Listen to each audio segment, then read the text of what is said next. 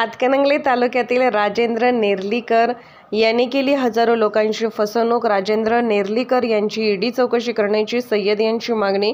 हजारो कुटुंबे उद्ध्वस्त झाली आहेत। मुख्यमंत्री आणि गृहमंत्री यांच्याकडे तक्रार देणार।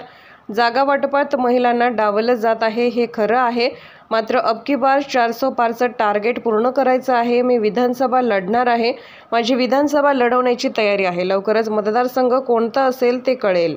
राजकीय व्यक्तीवर नाही तर अशाही व्यक्तीवर लागली गेली पाहिजे। इथून आम्ही एसपींकडे जाणार आहोत, एसपींकडे डिटेल देणार आहोत आणि ह्याच्या पुढची कारवाई ही खूप मोठ्या प्रमाणात होणार आहे। राजूला ही शिक्षा झाली पाहिजे। तुमचे प्रश्न महत्त्वाचे। पूर्ण ड्रामेबाज फॅमिली, बायको मिळालेली आहे, मुलगा मिळालेला आहे, भाऊ मिळालेला आहे। त्या दिवशी पोलीस स्टेशनमध्ये त्याला बोलून घेतलं दोघांना मी। आम्हाला काय करा, तुम्हाला जे करायचं ते, काहीच होणार नाही।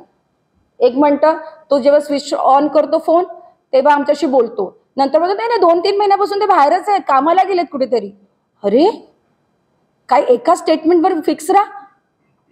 जर तुम्ही येताय जाता, मी तर म्हणते सीसीटीव्ही कॅमेऱ्यामध्ये फुटेज बघायला पाहिजे, तो किती वेळा पोलीस स्टेशनमध्ये आला आणि किती वेळा गेलाय। असं कसं फुफाट फिरू शकतो जो माणूस इतक्या जणांना फसवतोय?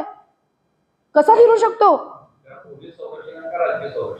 तेच बघायचंय ना, म्हणून तुमची मदत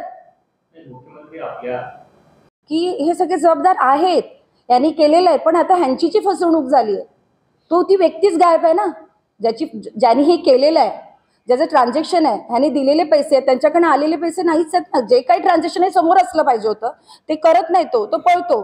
त्याचे फोटोज आहेत, पैसे घेताना फोटोज आहेत, त्याचे ट्रान्झॅक्शन्स आहेत, त्याची सही केलेली काही आहेत ते पण आहेत, सगळं आहे। त्याचा परिवार इन्व्हॉल्व आहे, त्याचेही आमच्याकडे प्रूफ आहे, सगळं आहे।